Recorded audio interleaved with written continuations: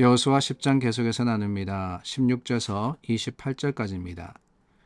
그 다섯 왕들이 도망하여 막게다의 굴에 숨었더니 어떤 사람이 여호수아에게 고하여 이르되 막게다의 굴에 그 다섯 왕들이 숨은 것을 발견하였나이다 하니 여호수아가 이르되 굴 어귀에 큰 돌을 굴려 막고 사람을 그 곁에 두어 그들을 지키게 하고 너희는 지체하지 말고 너희 대적의 뒤를 따라가 그 후군을 쳐서 그들이 자기들의 성읍에 들어가지 못하게 하라. 너희 하나님 여호와께서 그들을 너희 손에 넘겨주셨느니라 하고 여호수아와 이스라엘 자손이 그들을 크게 살육하여 거의 멸하였고 그 남은 몇 사람은 견고한 성들로 들어간 고로 모든 백성이 평안히 막게다 진영으로 돌아와 여호수아에게 이르렀더니 혀를 놀려 이스라엘 자손을 대적하는 자가 없었더라. 그때 여호수아가 이르되 굴 어귀를 열고 그 굴에서 그 다섯 왕들을 내게로 끌어내라 하매 그들이 그대로 하여 그 다섯 왕들 곧 예루살렘 왕과 헤브론 왕과 야르뭇 왕과 라기스 왕과 에글론 왕을 굴에서 그에게로 끌어내니라.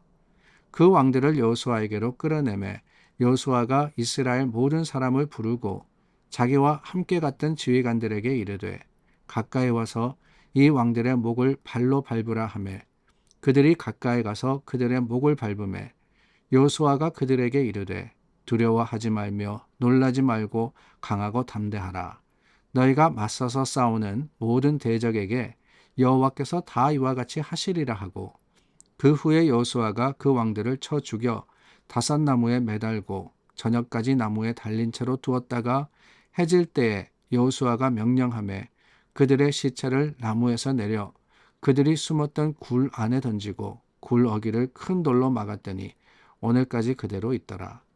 그날에 여호수아가 막게다를 취하고 칼날로 그 성읍과 왕을 쳐서 그 성읍과 그 중에 있는 모든 사람을 진멸하여 바치고 한 사람도 남기지 아니하였으니 막게다 왕에게 행한 것이 여리고 왕에게 행한 것과 같았더라. 여호수아와 백성들의 열심과 하나님의 섭리가 합하여졌을 때 그들은 큰 승리를 거두게 되었습니다. 어제 저희가 나누었던 말씀, 기브온 위에 머문 태양, 아얄론 골짜기에 달이 머물렀을 때 하나님께서 이스라엘에게 완전한 승리, 완전한 그 모든 것이 이루어지는 그러한 놀라운 일을 경험하게 하신 것을 보았습니다. 오늘 말씀은 계속 이어지는 그 결과로서 다섯 왕들이 연합군을 꾸며서 이스라엘을 치러 왔다가 그 다섯 왕들을 이스라엘이 다 진멸하는 일을 기록하고 있습니다. 21절 말씀해 보니까 모든 백성이 평안히 막게다 진영으로 돌아와 여호수아에게 이르렀다라고 했죠. 길갈이라는 우리가 잘 알고 있습니다. 요단강을 건넌 이스라엘이 길갈에 진을 치고 그 길갈에서 전쟁을 하러 나갑니다. 여리고로, 아이로, 그리고 오늘 나오는 아모리의 여러 왕들을 치러 갔다가 다시 그 길갈로 돌아오는데 오늘 말씀 막게다 진영으로 돌아왔다. 이 막게다 광야에서 다섯 왕들이 숨었던 굴들에서 그들을 붙잡았던 것이지요. 그래서 돌아왔는데 21절 말씀에 아주 흥미로운 단어가 나옵니다. 평안히라는 단어가 나오죠. 모든 백성이 평안히. 자, 모든 백성이 평안히라고 표현을 했습니다. 이 평안이라고 하는 것은 샬롬을 의미합니다. 우리가 잘 알고 있는 peace, 샬롬을 바로 여기서 사용을 했는데 모든 백성이 그랬습니다. 모든 백성이. 다르게 표현하면은 한 사람도 해를 당한 사람이 없었다라고 하는 그런 표현인 것이지요. 그러니까 다섯 왕을 치러 나아갔는데 오늘 말씀 앞에 보니까 어제 말씀께서 계속 이어지는 이 말씀에서 여호와가 여호수아와 백성들을 위해서 싸우니까 다르게 이야기하면 사상자가 하나도 없었더라라고 하는 것이지요. 이 얼마나 놀라운 일입니까? 이 얼마나 완전한 승리였습니까? 전쟁하러 나아갔는데 적당하게 저기도 사람들이 다치고 이쪽도 다치고 저쪽에도 죽고 이쪽에도 죽고 이런 전쟁이 아니었다는 거예요. 일방적이었습니다. 이스라엘은 모든 백성 하나도 평안하지 않은 사람이 없을 만큼 안전했던 반면에 뭐라 그럽니까? 그들을 크게 살육하고 거의 멸하였고 20절 말씀에 나오죠. 20절 말씀. 몇몇 사람을 제외하고는 이 5 왕들의 연합군이 철저하게 패배를 한 것입니다.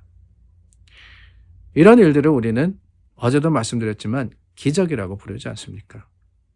어떻게 그런 일이 있었을 수 있느냐?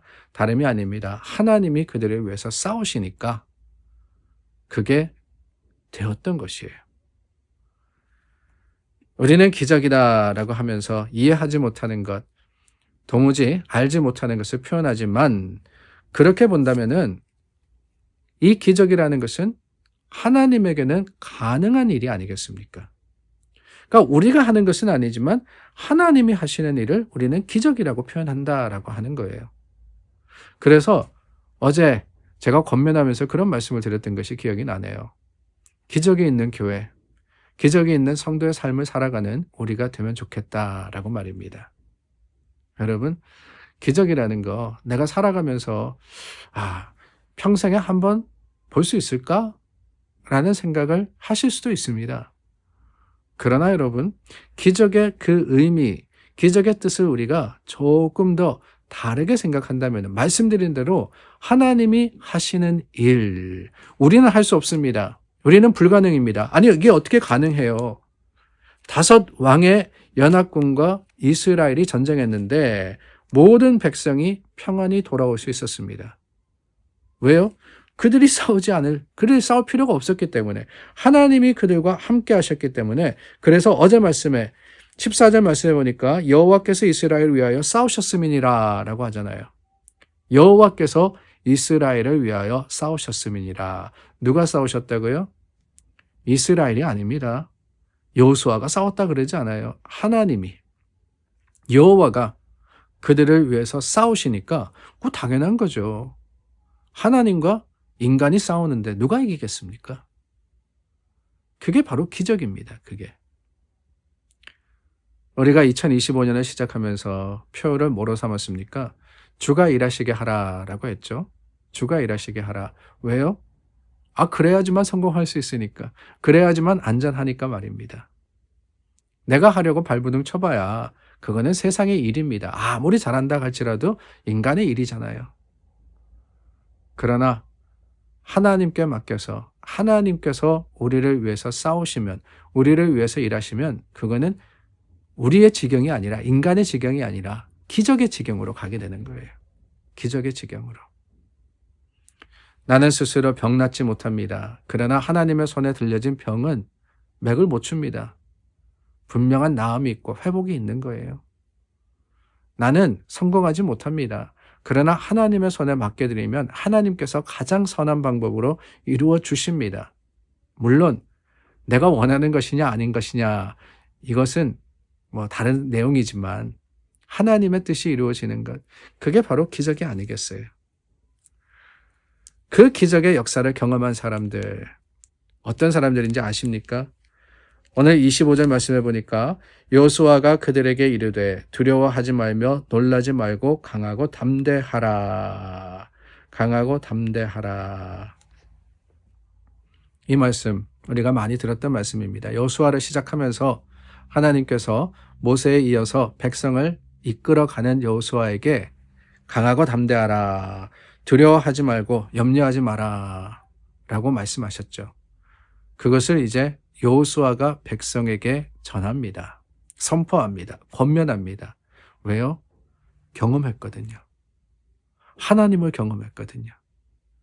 그 하나님을 경험한 여호수아가 이제는 자기가 받은, 세상을 걱정하거나 염려하거나 두려워하거나 그럴 필요가 없다는 것을 백성들에게 전하지 않습니까? 그게 바로 믿음입니다. 그 믿음이 우리의 자랑이 되는 그런 하루를 살아가는 오늘이 될 수 있기를 바랍니다. 기도하겠습니다. 참 좋으신 하나님, 우리 믿음으로써 하나님의 일을 이루기를 원합니다. 그게 바로 삶의 기적이 되고 또한 우리의 간증이 되게 하여 주시옵소서. 예수님의 이름으로 기도드립니다. 아멘. 내가 할 수 없는 그 일을 하나님 하십니다. 주님께 맡겨드리는 저와 여러분 되기를 바랍니다.